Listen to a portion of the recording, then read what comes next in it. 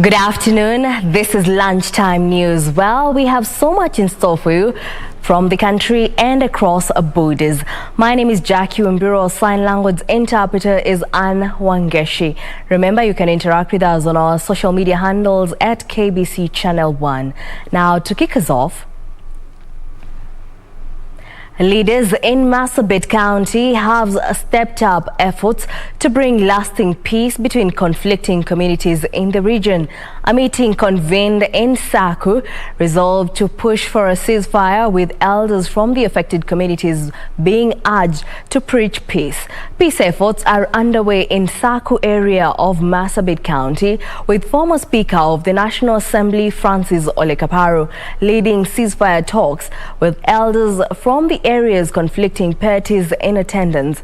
This came after 9 people lost their lives and several houses were burnt in arson attacks in clashes between the Borana and Gabra communities.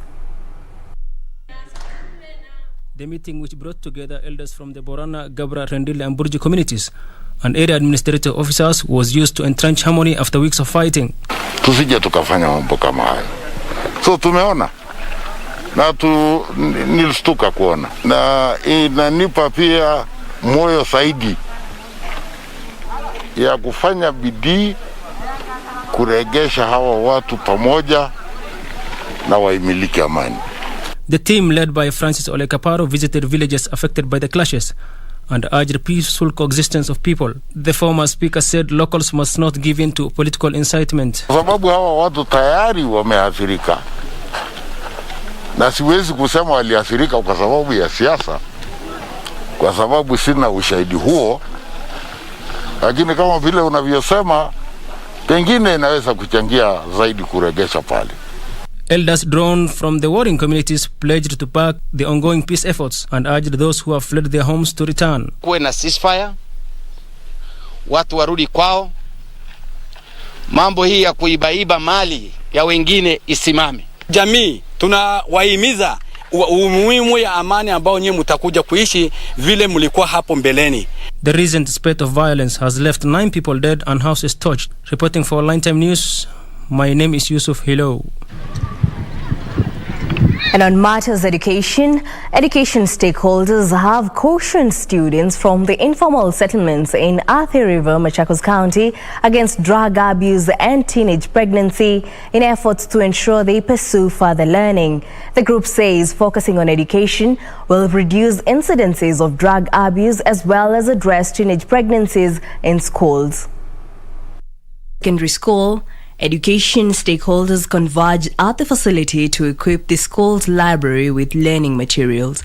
It is here that the group called on students to focus on education so as to easily transition from secondary school to tertiary learning institutions. Engage in some of these activities, we will end up not finishing your secondary education. And as a community, we want the best for these learners. We want them to finish education. We want them to be the drug-free community and avoid early marriages. The group raised concern over the rising cases of school dropout in the area, owing largely to early pregnancies and drug abuse. Mimba za mapema zinaharibu, zinakatiza masomo kwa ghafla, na tutaki wanafunzi yote kutoka ile eneo kukatizwa masomo yake kwa ghafla. Na mambo ya miadarati pia inaweza, tumeona kwa wengine pia wanaachisha shule mapema ukianza kufuata mambo ya miadarati. Kwa hivyo kila mwanafunzi lazima awe na nidhamu. Mambo ya mimba ya mapema, mambo ya miadarati, hiyo ni la. Athi River Secondary School Deputy Principal Rockefeller Muimi attributed the vices to the town's proximity to the Mombasa Highway and mushrooming towns associated with vices. Tabu ni muhimu kwa watoto wetu. Wengi hawatoki background mzuri, kwa hivyo vitabu vitawaeka busy wakisoma, especially weekend. The stakeholders, however, called for an all-inclusive approach to safeguard the youth from substance abuse and teenage pregnancies. Now, the United Green Movement has called on the government to create social safety nets for unemployed graduates. UGM is proposing that jobless graduates be paid a monthly stipend of 20,000 shillings as they seek employment opportunities. United Green Movement Party argues that it has the answers to solve runaway youth unemployment in the country. On behalf of the Fourth Liberation Movement, that is in line with the Constitution of Kenya, to provide for social safety nets in terms of paid internship to graduates of shillings of 20,000 Kenya shillings per month, and that those safety nets also include cash for work schemes for other unemployed out-of-school youth. The youth who convened a meeting in Mombasa say many young Kenyans are languishing in poverty despite their attractive academic qualifications.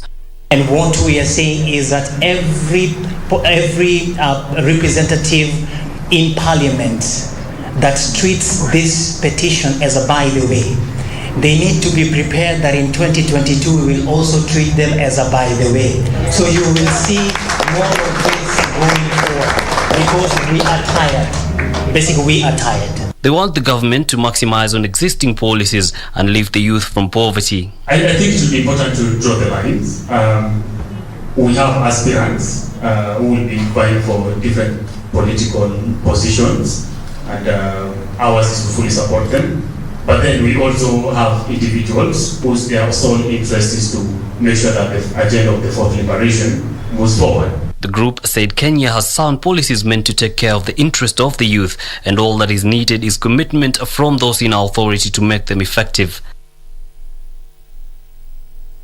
In other news, the county government of Kilifi has set aside 73 million shillings for the construction of a seawall at Ngomeni village in Magarini constituency of Kilifi County. The wall is intended to shield houses from high ocean tides. After years of perennial flooding and destruction of property and crops, help is coming for residents of Ngomeni. A wall will soon be constructed to shield the area from rising waters of the Indian Ocean.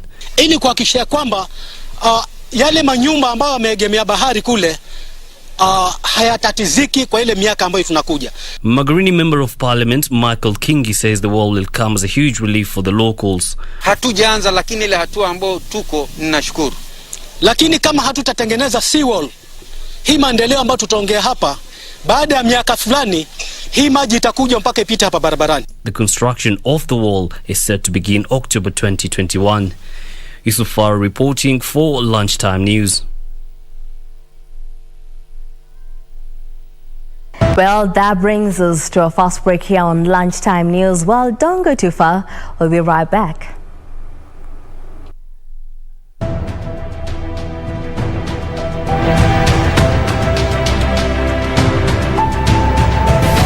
Ukiangalia katika majeshi yetu tunaona namna gani? Tunaona kwamba vyeo ambavyo vilikuwa vinadhaniwa ni vya wabeberu peke yao sasa vimenyakuliwa ni wananchi wetu, ndio wanavikalia. Ukiwaona na manyota huko juu utatetemeka. Wapi Mulinge wapi? Haya, mtaona mambo. Hebu simama hapa wakuone, uwapigie suruti moja. Simama sawa hapa, angalia wananchi wakuone. Mwangalieni, huyo ndiye kubwa kabisa. Angalia manyota tele juu na huko makofia mekuna huko angalieni. Hii ilikuwa inasemekana ati ni kitu ya wabeberu. Mkubwa yake Bwana Ndolo la akisimama hapa sasa mtatetemeka kuona vile mambo yalivyo. Hebu wapigie suruti moja ya wananchi. Thank you very much, please. Thank you. Asante sana.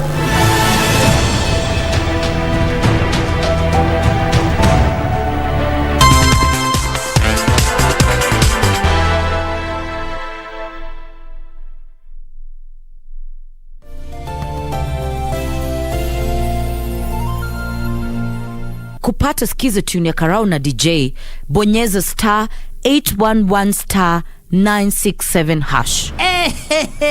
Raya, hii ni kwa matiche wote. Please, do not confuse the government. Usianza kufinya ile kitu inasema more fire. Ama ile ya the roof is on fire. Ama unaanza kusema we are killing this party. Ama the party is just a bomb. We are having a blast. No. Wewe cheza musiki and just be Fitland. Enjoy. Ama namna kani. Sawa. Over and out. Bonyeza star 811 star 967 hash. Star 811 star 967 hash.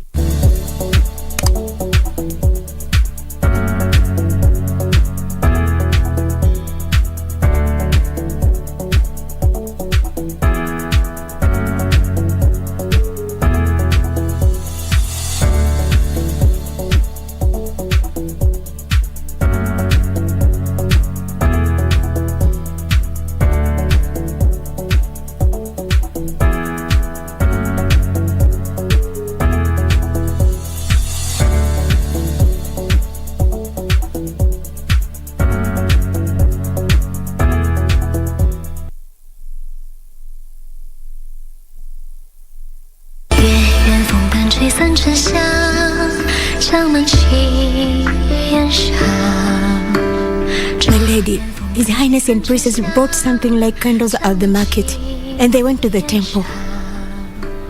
Temple? What would they be doing there?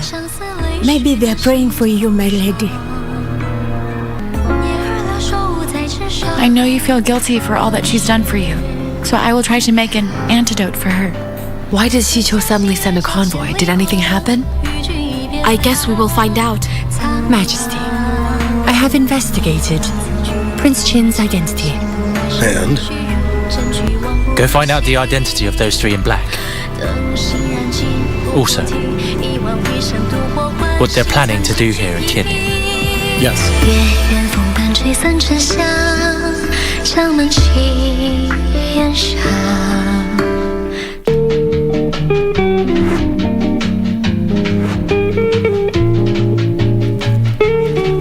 Naongea hapa kwa Nduthi, wenzako wanakimbia huko marathon, wanaleta mangolo ndi diamond. Huko hapa kwa Nduthi tukiochomeka na njoko na sisi. Tarumbeta. Langa sanga. Mami, nikase tu hapo hata tunafanya tusikie semo liu. Oh my god. Mwambie wewe, niko kwa meza. Kama ngoje bwana wako hapo hivi. Nini? Wao una bahati sana. Mimi nakwambia siku hiyo ni vile tu ulini surprise. Siku hiyo we ama waniwachilie tu hapa kidogo. Naweza kuchapa vibaya sana. Ni huruma. Mtu wa bodaboda anawacha gari tatu. Sasa driving license. Mzee, mtu wa bodaboda si binadamu. No, like what I'm asking. Usidharau kazi ya mtu.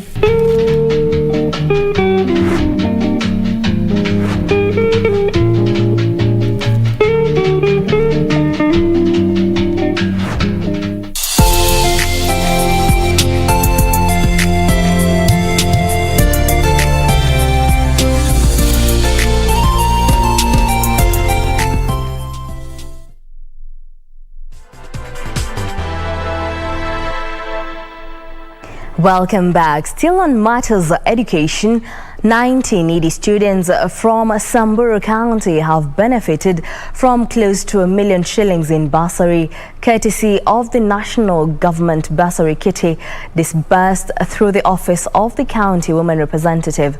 According to Maison Leshomo, most parents are experiencing financial constraints owing to the effects of the COVID pandemic.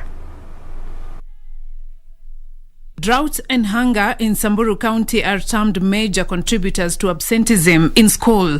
Area Woman Representative Maison Leshomo says the amount set aside for bursary is not enough to cater for all needy cases. Akati ya watoto kwenda shule. SAMBURU County tuko na shida kubwa sana. Shida ya ukame, ya ng'ombe hakuna nyasi, hakuna maji, watu hawana chakula. The 90 students who benefited from the 900,000 shillings bursary expressed gratitude. We want to thank you, our women rep, for supporting us with our school fees. We don't have words to say thank you to you. It's best that you have an altitude of gratitude. Thank you so very much. Leshomo said women and youth groups across the county have also been issued with checks worth 3 million shillings to boost their business enterprises that were affected by the COVID-19 pandemic. Tunajua vizuri pesa angavu ni kidogo sana katika hii kaunti yangu. Lakini hiyo ikiwa pia ni kidogo, inasaidia wale wajuezi. Kwa sababu kwa magrupu pia, naona hivi vijana wako nyuma yangu pia, ni wale wameathirika sana kwa mambo ya corona. Wanafanyanga biashara ya mbuzi, biashara ya ng'ombe, wote wamekuja kukaa nyumbani bila kazi. Magdalene Lewaran, a resident of Yare in Samburu Central Sub-County and a member of Ntomosala, a self-help group who benefited from the fund, expressed optimism for future growth.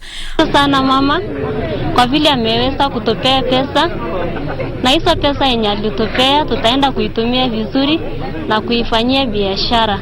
Beatrice Gatonyangetich, Lunchtime News. Now, exactly a year from today, Kenyans will go to the polls to elect its leaders, from the president to county representatives.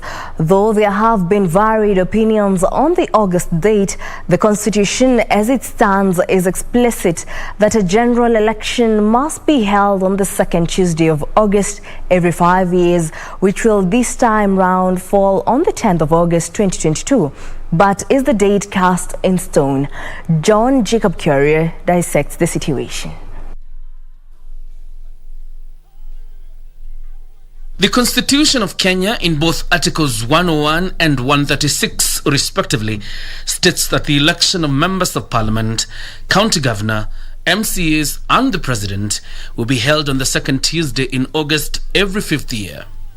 Furthermore, Article 102 of a Constitution says the term of Parliament expires on the date of the next general election, but its time can be extended for a term of not more than 6 months at a time, but should not be extended for a total of more than 12 months.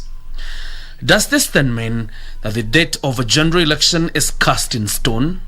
If Parliament moves with a 2/3 majority, if the courts are convinced the reasons as to why the election can be pushed ahead, then that can be accommodated. But I don't think with the polarized type of politics that we have between the Tanga wing and the Kileke wing and the ODM wing, that is likely to succeed. This country is governed by the rule of law, and there are certain provisions that provide for the extension of that date, but I don't think you can arbitrarily just wake up and say that we will extend it. But who knows? Those who sit in these offices and those who are mandated with decision making will make that decision at the appropriate time. The election date of this country is in the Constitution. Starting from the time of the inauguration of the Constitution, 2 terms for the presidency, and comes back to 9th August 2022. That date is set in the Constitution in terms of numbers. You can change a 9 to be 10. It's 9th August of 2022. With the COVID-19 situation and especially the Delta variant ravaging the country, proponents of a postponement of the election argue that the country is battling a dangerous and unpredictable pandemic that would warrant a postponement. In fact, the African Court on Human and People's Rights mid-last month appeared to give an okay to the postponement of an election owing to the COVID-19 pandemic, but giving a rider that political actors, health authorities and representatives of civil society be consulted to ensure an inclusive approach to the process, with consultation focusing on the measures necessary to ensure that elections are conducted in a transparent, free and fair manner. There is no legal basis for postponing on that ground unless we domesticate that judgment into our laws, or maybe a party goes to our courts and it seeks domestication of that judgment. When we were still under the pandemic, we've had several by-elections. I don't have to mention them: Kiamba, Muguga. Even yesterday we had a member of parliament who was sworn in after being elected during the pandemic. The constitution of this country is not political. 5 general elections worldwide have been conducted under COVID regulation. There was no vaccination when the American election was being conducted. Yet, Trump did the elections and he lost. Biden took over. Elections have been conducted all over, in Tanzania and in other countries. So I don't see any justification for a delay of election. In an attempt to throw a spanner into the works, former nominated Senator Njoroge Ben Paul now wants the IEBC to declare the second Tuesday of August 2023 as the date of the next general election. Njoroge claims President Uhuru Kenyatta, having been sworn into office in November 2017, his 5-year term expires in November of 2022, and the only other available August, as stipulated in the Constitution, is in 2023. If we wanted to follow those numbers, why didn't we say that the Constitution has been inaugurated on 24th August 2010, so the 2 terms begins on 24th 10/2010, Kibaki would have begun his first term on that day and continued for 2 terms. The bodies that are in place, the judiciary, the executive and the parliament, they are empowered to come up with strategies and policies on how to ensure that things run smoothly as provided in the Constitution. The president, the governors, hold office until new leaders are elected, so their terms will be substantially secured. Therefore, Mr. Njoroge's argument, in my view, does not merit. The judiciary might not agree with this senator who has gone to court, but he has valid reasons if we go according to the calendar days since the president was sworn in. But that is a legal lacuna that is likely to cause another big problem, more problematic than the BBI. All right. But preparation of the election seems to have set sail, with IEBC presenting a roadmap to drive the process to its material day. Told of any lacuna, President Uhuru Kenyatta has nominated 4 individuals to fill the vacant commissioner positions in the Independent Electoral and Boundaries Commission, making the commission duly constituted. There are different schools of thoughts, but all these have to be done within the 4 corners of the existing constitution. The next general election is 1 year away. The ideas of postponing the election will most likely end up in courts of competent jurisdiction and the Independent Electoral and Boundaries Commission. For Kenyans, it's a matter of wait and see, hopeful that the election will happen on the second Tuesday of August, the year 2022. In other news, parliamentarians have condemned the use of excessive force by police on Kenyans, especially during demonstrations, responding to a statement by the chair of the Administration and National Security Committee, Peter Mwathi, on the killing of 2 young men who had been arrested by police in Embu. The legislators termed the incident as shameful and called for prosecution of the police involved. Nominated Member of Parliament David Sankok, however, called for responsibility on the part of demonstrators, saying they must handle themselves with decorum and avoid infringing on other people's rights.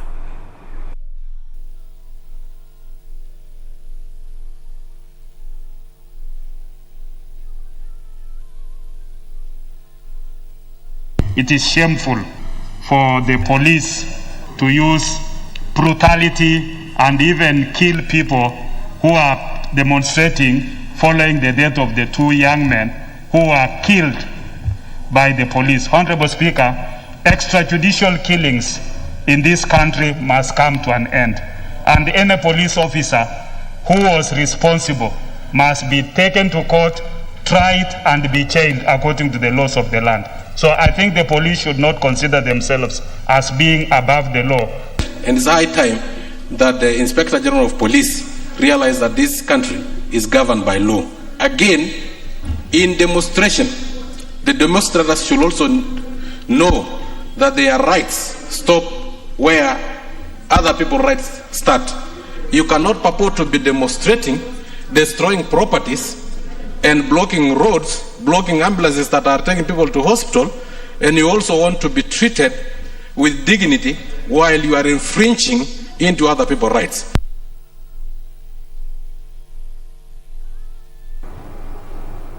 A non-governmental organization has embarked on an initiative aimed at offering free surgeries to intersex persons within Embu County. According to Mary Mekau, the organizing secretary of Makima Women Rights Organization, the surgeries will be performed by doctors from various hospitals, even as they create awareness to eliminate stigma against intersex persons. Carol Muia, not her real name, is a mother of an intersex child. It has not been easy for her, as she has turned into a laughingstock because of her child, who has also had to undergo a lot of stigma, especially when playing with other children. Kwa mboma, wazazi walikuwa wananielewa vibaya. Sijui kama walikuwa wanaelewa na mtoto wangu kwa sababu sikuwa na shughulika ati huyu ni kijana ama ni msichana. Kwa sababu tabia zake zilikuwa za msichana. Saa ingine anakaa kama kijana, wewe au unataka kuelewa ati hivi. Wakaona huyu mama ni kama haelewi kenye amezaa. Lakini wengi walikuwa wanajua huyu mtoto sio ati ako hivyo, wengine walikuwa wanaelewa ni intersex. Lakini mimi si kujua. According to Aaron Mutunga, a children's officer in Embu County, the last census showed that Embu County has more than 100 intersex people. Kuna watu intersex wako na sehemu mbili za uzazi katika tuseme kama Embu County. The census ilikuwa imetoa watu wengi sana, lakini wale tunajua tu tulikuwa tumejua tu ni kupitia tu kwa hearsay. Lakini wakati tulianza kufanya mobilization na sensitization, kuna watu wamejitokeza, na already we have 5 in both Makima and Mwea wards, na pia kuna stigma ile ya kujitokeza. Lakini tunaendelea at least kuwaita na wajitokeze because they are human. Stakeholders in the county are now out to advance awareness and eradicate the stigma against intersex persons. Makima Women Rights Organization, for instance, is working with various hospitals to offer free corrective surgeries to intersex persons within Embu County. Then wanapofanywa assessment wanajulikana huyu ni mwanamke ama ni mwanamke kulingana zile shots zake ndizo zitaeleza yeye ile nini pengine viungo vya mwili venye ni inaweza kuliko vile vingine. So ndio kutoka na ripoti ya daktari ndiye anajua atafunga ile ya mwanamke ama atafunga ile ya mwanamume. The Secretary General is urging intersex persons to take advantage of the opportunity, even as she called on members of the public who may have such cases in their localities to present them to their offices within Makima in Mbeere South Sub-County for corrective action. For Lunchtime News, I'm Safin Aching Ouma. Still on matters education, Gatundu South constituency is the third in Kiambu County to get a certified basic tertiary institution which will offer technical courses. This follows an approval by the Kiambu County Education Office of the construction of the Mohoho Technical Institute under the patronship of the area Member of Parliament, Moses Kuria. Kuria said the institute will also benefit neighboring villages of Gatito and Kiganjo. He further called upon youth in the area to join the technical institute and acquire knowledge that will enable them improve their lives. This particular college is going to supplement the supply of teachers. So the initial funding is coming from the government. My colleagues supported that we do set up this particular college, and we do set up in Suba North, Tomboya Teachers College. So education is very key, and for us as members of parliament, our paramount job, our paramount role is on matters education.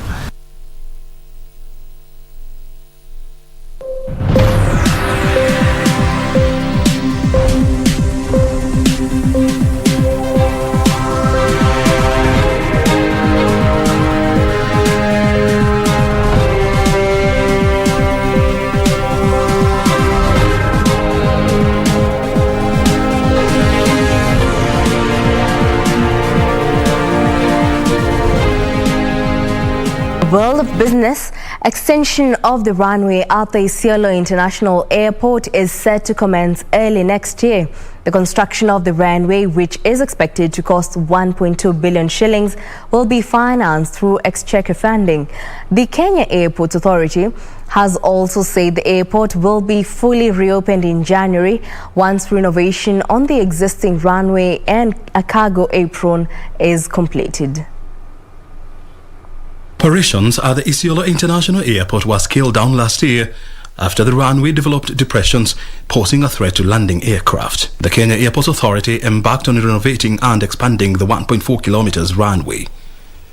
The authority says the renovation works will be completed later this year, allowing aircraft to land at the facility. KAA further says a cargo apron that is under construction will help boost cargo volumes at the airport.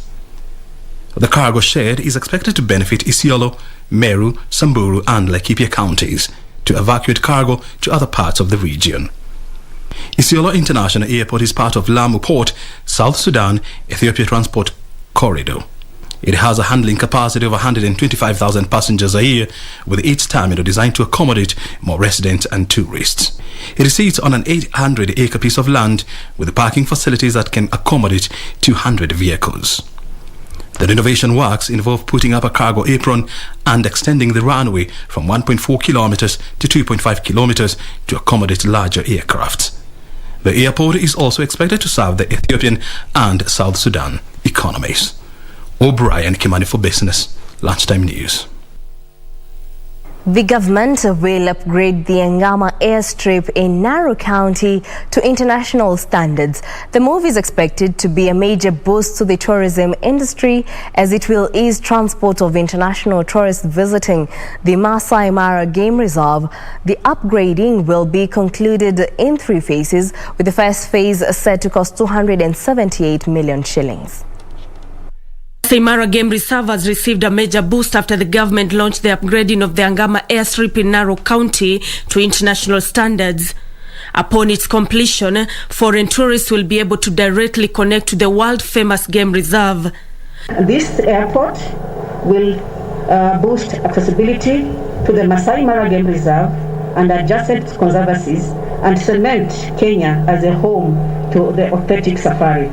The rehabilitation is expected to be carried out in 3 phases, with the first phase estimated to cost 278 million shillings.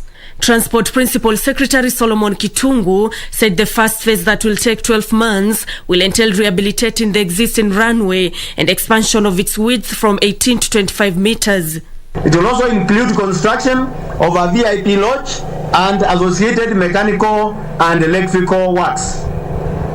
Phase 3 will entail construction of a new runway of 3,300 meters length and 45 meters width. Hiyo vijana yote ndio wataajiriwa kwa hapa kutoka phase 1, phase 2 na phase 3. So vijana wanapata kazi na hiyo ni benefit moja, si ndio?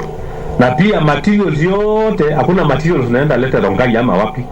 Ile vijana wana supply vitu sijui nini yote, materials unapata hapa. Hizo ndio benefits. Locals wanapata hapa, ndio wana benefit pia kwa hiyo kazi. Ujenzi ikianza, tunaomba tushirikiane ili hiyo kazi iweze kuendelea haraka iwezekanavyo. Kwa sababu ujenzi ukianza, uwanja utafungwa. Na uwanja ukifungwa, inamaanisha ya kwamba hakuna ndege itakuwa inalande hapa. Na yule anaweza kufanya, contractor atafanya kazi haraka iwezekanavyo akiwa anashirikiana na wananchi. Nancy Okware, Lunchtime News.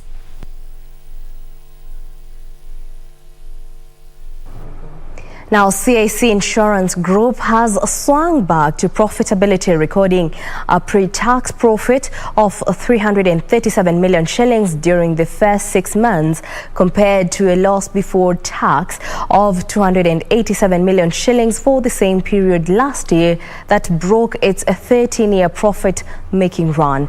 Now, the group attributes the profits to adoption of mitigation strategies during the COVID-19 pandemic and growth in top-line investments.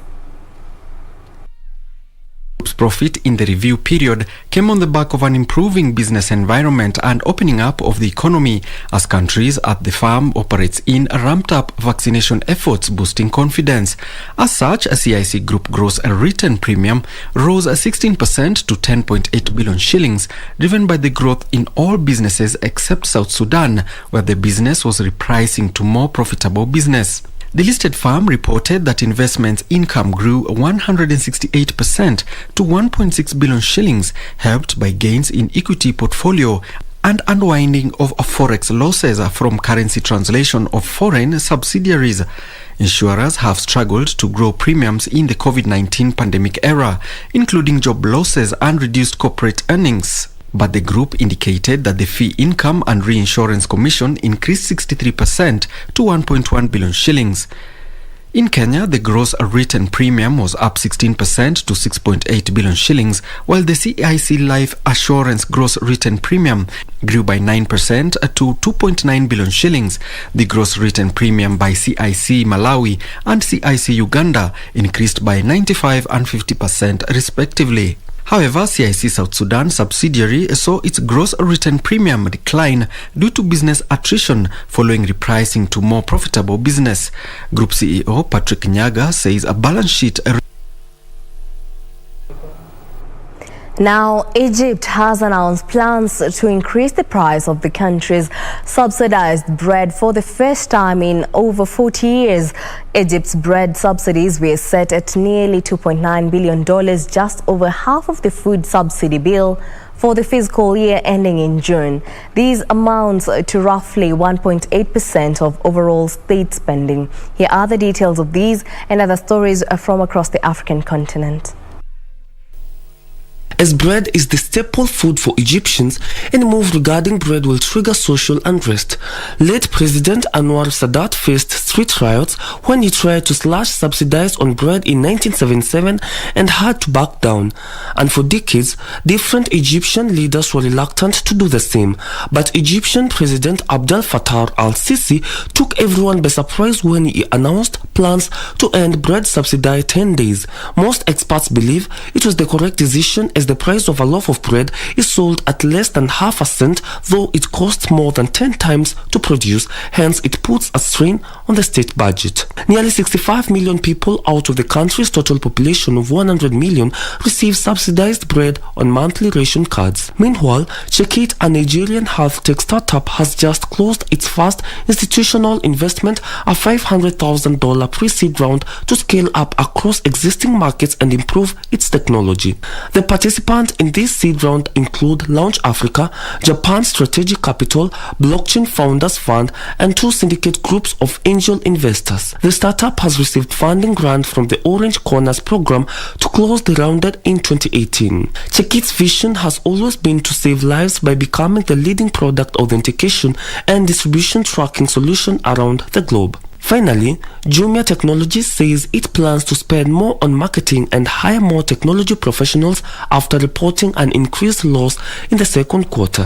Jumia, which became the first Africa-focused tech startup on the New York Stock Exchange when it listed there in 2019, reported the fastest growth in order volumes in 5 straight quarters in the period to end June. Jumia, which operates in more than 10 African countries, spanning Morocco to South Africa, offers an online marketplace for vendors and food sellers as well as associated services. It said total orders jumped 13% to 7.6 million from the same quarter a year earlier, while annual active platform users edged up 3% to 7 million. Approximately $600 million in what appears to be one of the largest cryptocurrency heists ever. Blockchain site Polynetwork says the hackers had exploited a vulnerability in its system and taken thousands of digital tokens such as Ether. Now the company has urged the thieves to establish communication in a tweet, citing that it is the largest amount stolen in the company's history. Here are the details of these and other stories from across the globe. Polynetwork says a preliminary investigation found hackers exploited a vulnerability between contract calls. It urged various exchanges to block deposits of the coins. The millions of dollars in tokens were transferred to separate cryptocurrency wallets. About $267 million worth of Ether currency were taken, $252 million worth of Binance coins, and roughly $85 million in USD tokens. Changpeng Zhao, chief executive of Binance, says his firm was aware of the hack, but added there was only so much he could do. Meanwhile, JetBlue has said the COVID pandemic will not stop the airline from launching its long-awaited New York to London services. JetBlue chief executive Robin Hayes says there's a strong demand for the route, and the company plans to expand its services in the sector, return to its former financial state in 2019. JetBlue's first transatlantic flight will leave New York's JFK Airport on Wednesday evening, headed to London's Heathrow. Flights to London's Gatwick will begin end of next month. Finally, the world's biggest maker of personal computers, China's Lenovo Group Limited, on Wednesday posted a better than expected jump in first quarter profit as COVID-19 curbs continue to spur work from home demand. Shares in the company rose by as much as 9.7% after release of its results and were on course for their biggest daily percentage gain since March. Profits for the quarter rose by 119% to $466 million. Versus $230 million in the same quarter last year, and above an average estimate of $345.23 million.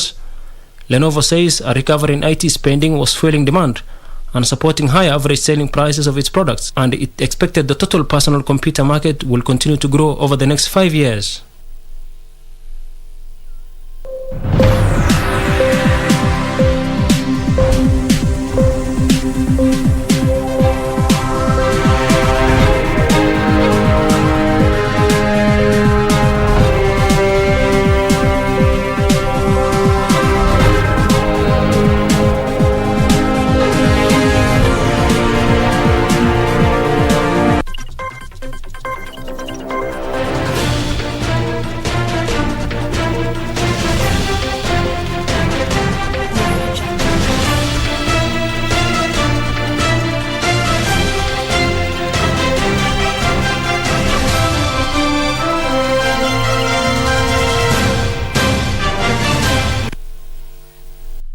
In the sports arena, Thomas Tuchel, Chelsea today will take on UEFA Europa League champions of Villarreal in the UEFA